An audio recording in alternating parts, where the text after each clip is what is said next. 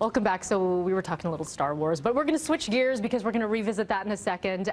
Winston's here, and we're talking about the top Google searches and trends from the year, and there are not really too many surprises on here. No, there aren't. And you have a list here that the Toronto Sun actually put out, and it goes through the top trends, top Canadians, as well as top news stories. Yeah. You can also go to google.ca/trends, and you can kind of have an overview in quite a visually friendly way of some of the top trends. And Star Wars seems to be in there as well, with over 155 million searches. And this is a recent one, of course. And this is a recent one that just kind of broke recently because everyone's, of course, talking about The Force Awakens.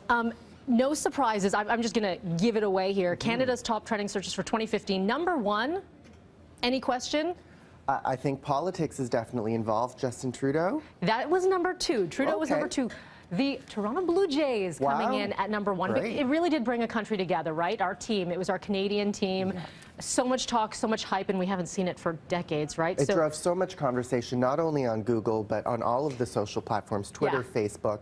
People were all over it, giving support to, of course, our team, the Jays. Well, then you also think about the moments, like bat flip in itself was probably something with Jose Bautista. No, it actually wasn't, but I think they're kind of Wasn't there the home run in one of the lists as well here? It's everywhere. The playoff run, The Blue Jays playoff run was one of the top trending news stories. The federal election also making it with Trudeau. Of course, politics, a big story for us. The Pan Am Games made it as number 4 as one of the top Googled searches in Canada. And rounding up the top 5, the Paris shooting, of course. That's right. And this is an ongoing discussion. So we're going to have a little bit more on the list coming up a bit later. But is there anything on here that you thought was going to make it that didn't make it? You know, I think it was very predictable. You know, of course, people are talking about Paris, the election, but I thought there would have been more entertainment in there. Yeah, you're right. People are very news focused. What would be really interesting for me, though, is to see sentiment, you know, whether these are positive stories, negative stories, whether people are looking for good news, because in this world there's so much negative happening. I feel like people go online to find the kickers, if you will, that will make you laugh and make you smile. So I would be interested to see what the trends are in that sense. So yeah, Google out with their top stories. We've done Twitter, we've done Facebook, so all of the social networks coming out with, and these are interesting conversations, of course, to have with friends and family as well. For sure. And everyone's going to be talking about it, right? Christmas is, oh my gosh. What was it, a week? What day are we today? We're how many days are we? Today? We're like 10 days now? Frank was just saying, I got to do a little bit of shopping. Shopping.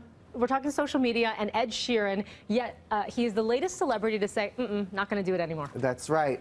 This is on the People website. Ed Sheeran, done with social media. Do people actually call themselves Cheerios? I believe they do. Like fans of Ed Sheeran like the Believers. They're called Cheerios. He posted this photo on Instagram here, saying, I'm taking a break from my phone, emails, and social media for a while. I've spent such an amazing ride over the last 5 years, but I find myself seeing the world through a screen, and he wants to not. So he's just putting it all away. He's stepping away from it, and he may pop on, but all his fans seem to be with him. Bless you, Ed. Enjoy the world and all its beauty. Let's see how long that lasts, though.